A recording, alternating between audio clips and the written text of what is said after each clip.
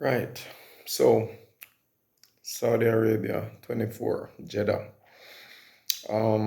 As I had said in the previous video after Bahrain, I didn't want to get into too much detail of performance, either from drivers or the teams, because I think you have to let the season settle in a little before you form too much of an opinion. Um, Having said that, you can certainly first create, have impressions, and we've had a first and a second impression, and so by now a couple of things are starting to fall into place. So I feel a little more confident in commenting or giving my opinion on what I've seen.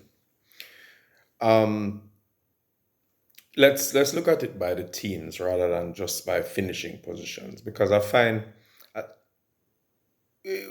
other than the exceptions of say a Beerman or so who is new and a one-off really, um, we kind of know where drivers are and what their abilities are, and really at this point it's more about what the teams are capable of delivering in terms of giving the drivers a car and a strategy, um, and that was what's really going to differentiate the positions rather than the drivers, because we kind of have an idea where the drivers are at.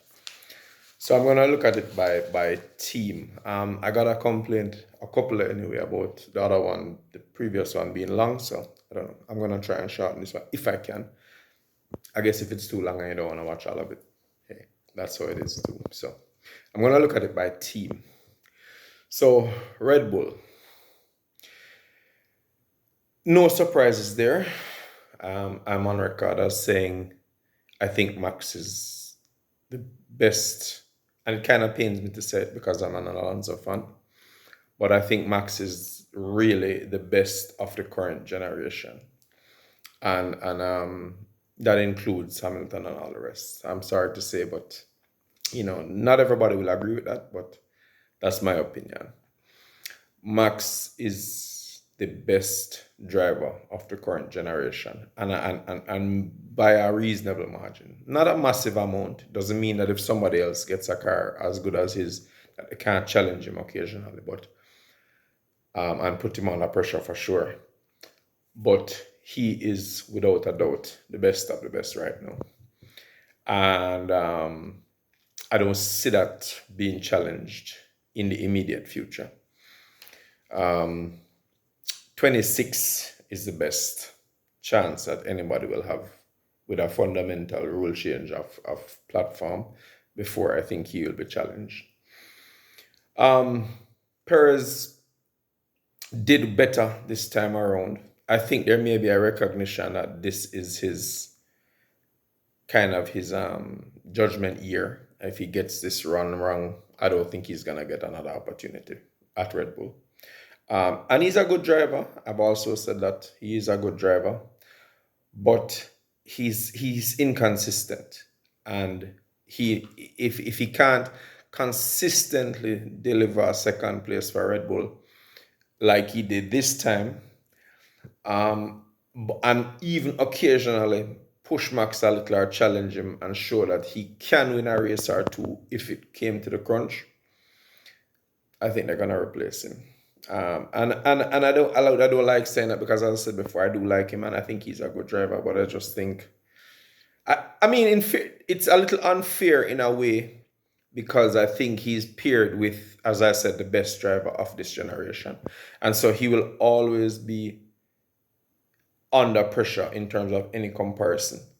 But I go back to the fact that if you can't finish, I'm not expecting him to beat Max consistently or even at all, depending, unless the circumstances were perfect.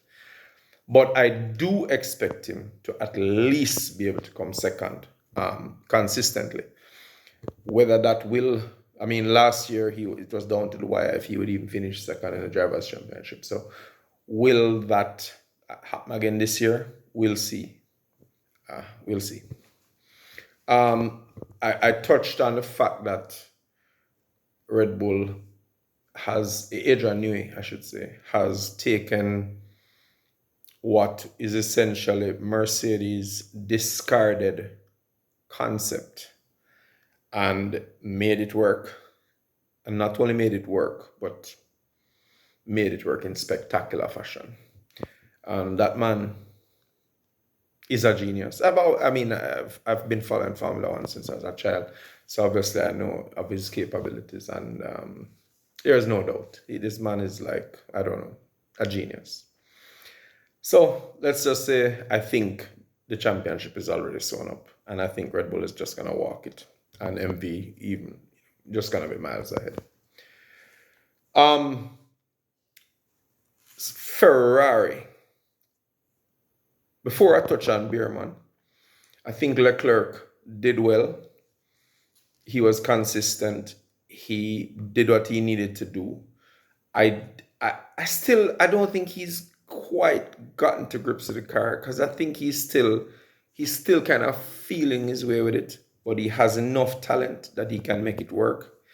And what happened with him is actually kind of hard on a driver, where you're not really under pressure from somebody trying to attack you from behind, and you're not close enough to the man in front to really push.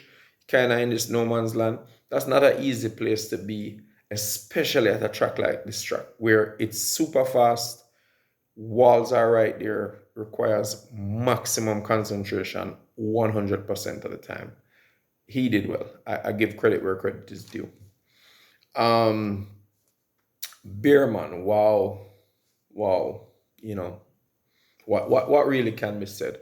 I mean, I don't want to overplay it, because the fact is the Ferrari is a good car. I think safe to say the second best car on the grid now. And Beerman is a good driver. It's not like he's starting from zero. Yes, he got very little time in the car on this weekend, but he has tested before, and not in this car, but in F1 cars in the Haas, and in previous generation Ferraris as well. So, and he's certainly had a lot of sim time and all that. So it's not like he's starting from zero, as some people kind of make it sound. But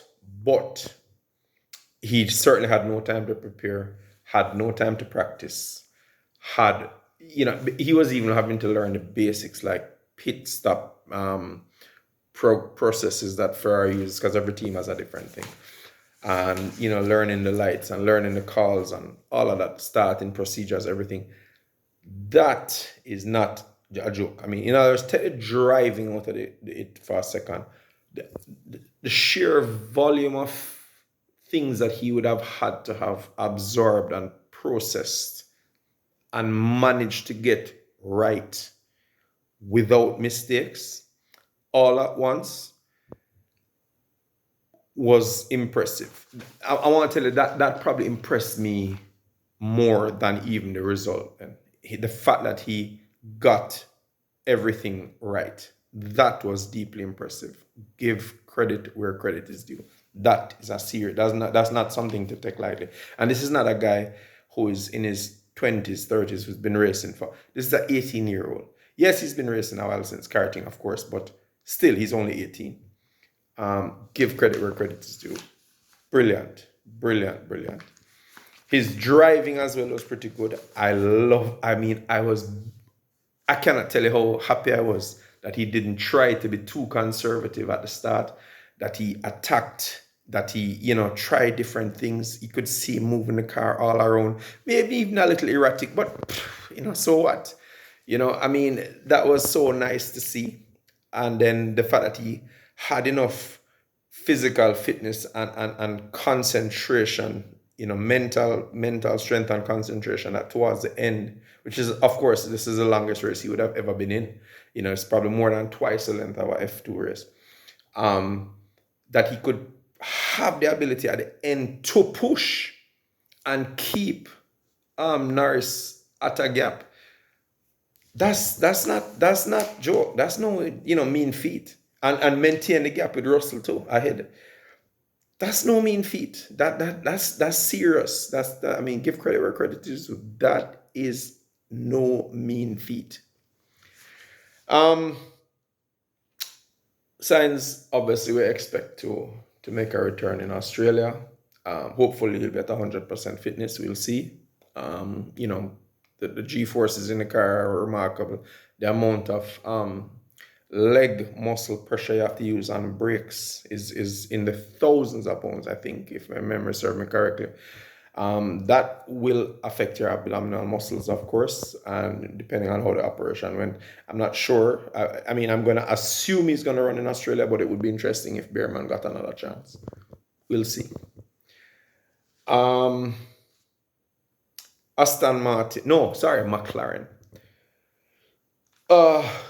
Good drive by Piastri. Great drive. I'm in two minds with the Piastri versus Norris comparison. I watch a number of other F1 channels, like Peter Windsor and Cameron and, you know, a bunch of those guys. And I'm not necessarily in agreement with the general view that Piastri is better than Norris. I don't see that. Sorry. I don't see that. Yes, he did better in this race. But I think that had a lot to do with also strategy and tires and all of that. I'm not convinced that Piastri is yet able to I wouldn't put him ahead of yet, Norris. Not yet. I'm sorry. I don't subscribe to that theory. Norris, on the other hand, I think roll the dice with the strategy, and that's fine. I think that was a good option to try because it could have worked just as well as it didn't. So nothing is wrong with that. I mean, if you're not challenging for a win, why not? Why not try and roll the dice? If it can make you up a couple of places, great, because if it worked, you would have looked good. And the same for Hamilton in that regard as well. But I think the McLarens are not where I had hoped they would have been, considering how strongly they finished last year and the fact that there hasn't been a rule change. I thought they would have carried over a little more speed this year. What I'm a little surprised at is that the same strengths and weaknesses that the car had last year towards the end is the same strengths and weaknesses that they come over with this year. It's very strong in the high-speed corners. I mean, that in-car from Hamilton, when you see the back of the McLaren with Norris just going through the corners and just putting on the gaps, that was deeply impressive. That car is like a bullet through the high-speed corners. I mean, I would actually say that it's comparable to the Red Bull, if not superior in some ways in terms of high-speed corners. But it sucks on low speed, which is why they struggle to pass a lot of people, because to come onto the straight through corner one, that corner, you bleed off a lot of speed, and it just could not put down the power to come onto the straight effectively. And I think they erred a little. They put a little too much wing, a little too much drag, and so it killed the top speed. And when you combine that with a poor entry speed onto the straight, it made life very difficult for them to pass, which is why, you know, Norris was stuck, not Norris, Piastri was stuck behind Hamilton for quite a while, and Norris just couldn't shake Hamilton. I mean, he kept him at bay, but he couldn't shake him. So I think they kind of miscalculated a little the setup, but I still think they're pretty good. They're not bad. Aston Martin. Why? Well, the thing about Aston Martin is, because I happen to think Alonso is a very good driver and is perhaps driving a bit above the ability of the car, I'm not sure if where they finish is a true representation of the car, or to an extent how much Alonso has managed to extract from it. It's a little early in the season. I don't know if Aston Martin is genuinely what would say no, the fourth fastest car. I'm tempted to think it might be about the fifth, but Alonso is flattering it a little. I'll wait for the season to develop to see. But in any event, I thought that was a great drive from Alonso, considering the circumstances. Stroll, I mean, I tend to give him a bly, and I've done it many times where I said, boy, I'm not too bad. But to be fair, it's getting harder and harder to excuse his mistakes. And I think similar to Perez, this year might be the time to evaluate him. Now, obviously, from his father's perspective, that might never happen. But from a business perspective and a professional team management perspective, he must be he needs to be reviewed because he's just not. I mean, if you look at the results of his teammate, there's just no comparison. He needs this to I think his position needs a review, honestly. Um Mercedes. No, I mean, I'll get the usual bias accusations, which I guess sometimes is warranted because I really don't like them. But I think they give me a lot of reasons not to like them. You know, the James Allison switch took place, and this is his car, and I'm not sure if it's any better. It probably is better because it might be a little bit closer or a little more consistent. Not closer, more consistent in terms of how the drivers treat it or what the drivers get from it. But is it any closer to the front than the previous one? I don't see that yet. Time will tell. We'll see if the platform is amenable to upgrades. It may be, and I might be proved wrong. But right now, I don't see it as being any closer to its nearest rivals. That mid-pack group, not mid-pack, the top, excluding Red Bull then, the top four group, Ferrari, McLaren, Aston Martin, and Mercedes. I don't see it as having made a step. To me, I hear them talking about bouncing. It's been 3 years, 3 years of bouncing. Every other team has, for the most part, either gotten to grips with it fully or gotten it to grips with it to a point where it's manageable. Mercedes just seems incapable. Now, I've made a statement a couple of times and I've gotten a lot of pushback from it, but I have to say it again. Mercedes existed on a superior engine. That does not mean they lack the engineering talent. What it means is they got complacent. Of course, they can design a good car. I think James Allison is a great designer. But they got so complacent with winning due to the power advantage that they had for 7 years or 8 years that it's like they forgot how to design a car, right? Take the pit stop strategy and all of that out of the equation, which every once in a while they'll drop the ball and every once in a while they'll get right. The fundamentals of getting a car handling right. It's as if they've forgotten how to do it because after so many years, 3 years now going into the 4th year, they just cannot get the chassis of the car right. They cannot get a car with good air balance. They cannot get a car with a good compromise between mechanical grip for low speed and high speed air. They just can't seem to get the chassis right.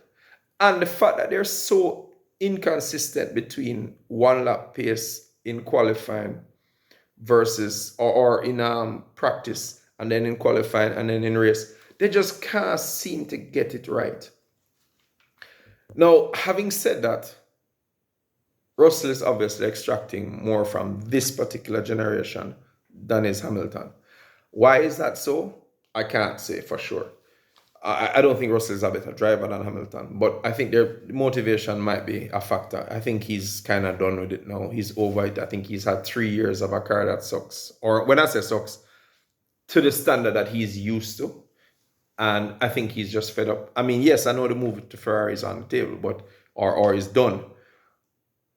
But I think if the car was better, he would still have been more motivated to finish on a high. I think he's at this point, he just wants it over with. And so I think that's one of the reasons why Russell has an advantage. Because honestly, Mercedes just can't get the car right. I don't know. They just can't get it right. And we'll see what 26 brings. Sorry, but I don't know. They just can't seem to get it right. Haas stepped up pretty decently. Haas has always been fast. They've always had very strong one-lap pace. In fact, Hulkenberg has put that car in places it really shouldn't even have been many, many times in the past. But their weakness has always been race pace because it just eats the tires. It's like it has a cheese grater that's rubbing on the back tire. They seem, for the most part, to have solved that problem, which was their greatest Achilles heel. And if they've solved that problem, What that means from a development standpoint is that that's a very crucial thing. When you solve your key weakness, what it means is you can develop your strengths. Because I think what has happened to them in the past is they weren't able to develop their strengths because they were always just chasing their tail, trying to solve their weakness. Now that I think they've gotten a handle on the weakness, I believe we may actually see progress with upgrades as the season goes on, and that's great. I mean, they need it desperately. Um, and Hulkenberg, I don't like their drivers. I don't like Hulkenberg and Magnussen as a pair, but I think Hulkenberg can produce results, that are impressive if the right circumstance. Magnussen too, to be fair. What he did this weekend was fantastic in terms of being able to manage the pack. I mean, give credit where credit is due. It might look a little, unpleasant to the other people, but the fact is, it's solid driving. And if you need to do that, you just need to do that, and there's nothing illegal about it. So give credit where credit is due. And I'm gonna put Haas as kind of like the team to watch. We'll see. Williams. I am somewhat disappointed with Williams. One, because I'm a huge Albon fan, and I'm continuously disappointed that he's not given a car that allows him to show, what he's capable of. But differently from that, I was hoping that Vols would have put some by now. Not that they're going to be at the front, but I was hoping for a bigger step. Why? The car was fast. It's not like it wasn't fast last year. It just had, a lot of issues, especially with long distance pace. Kind of similar to Haas in that regard. Yet, I get the feeling that it hasn't progressed. In fact, their greatest strength, which was top speed, was a weird setup that did it. Kind of reminiscent of what I said about McLaren, where I think they went a lot for drag, for wing, but that's not where their strength is. And because of that, it hampered them on the straights, and especially for a track like this, which is such a high speed track. I really, really thought they made a mistake there, which is a little uncharacteristic. And I really hope they don't do that again. I think they can do a lot better than what. I don't think this finishing position is representative of what they're capable of. So we'll see. I'm hoping that this is just an uncharacteristic error. Alpine. Now, I think this position is not theirs. I think they're just really, really lucky that Tsunoda kind of made some mistakes and Ricciardo is floundering, frankly. Because I think Tsunoda should have been ahead of them by a mile. I think that was a very opportunistic pass by Ocon. Credit to him, because he's a good driver. I don't like him as an individual, but he's a good driver. And credit to him that he took advantage of that situation and got, with Hulkenberg and, not Hulkenberg, with Magnussen and Tsunoda. And he was able to get ahead. But I think he was just lucky, and in the right time, right place scenario, because I don't think that position is where they should be. I think they should be down at the back with Stake, because I think that car is crap. I think the team is crap. I think their management sucks. I think it's typical stupid French infighting, which I've said many times before. It might sound like I'm repeating myself, but I just hope at some point Andretti gets to buy them and they can turn it around, because I don't think they're going to go anywhere under current leadership.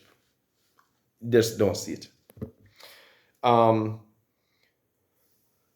going to RB Visa Cash App. What a mouthful. Yeah, I like Tsunoda, but I think this time around he's going to have to blame himself. I think he might have been tempering himself a little too much. He could have been a little more aggressive in trying to pass the Haas, and I think it cost him, because it gave Ocon a chance to pass him. I think he could have finished a little higher, so I don't think this result is actually representative of where they are. I think as the season goes on, we'll see a better showing, especially from him. Now, Ricciardo. Wow. I don't know if it's too early to say he is done, but somehow I just not seen it. Especially, you see, when you see his reaction after the race, it was eerily reminiscent of when he was floundering at McLaren and didn't know what was wrong or what he was doing wrong or what was happening. When Lando was like wiping the floor with him and he just seemed lost. I saw that kind of look in his eyes when he was being interviewed, and that's not a good sign. This is a dude who him don't know, he's screwing up and he doesn't know why he's screwing up. And that's a very, very, very bad place to be in as a Formula One driver. Can he turn it around? Yeah, I think he has enough talent. He certainly has enough experience. Will he though? I don't know. I just don't know. He couldn't turn it around at McLaren. Can he turn it around here? I don't know. I hope he's not like he's in a downward spiral.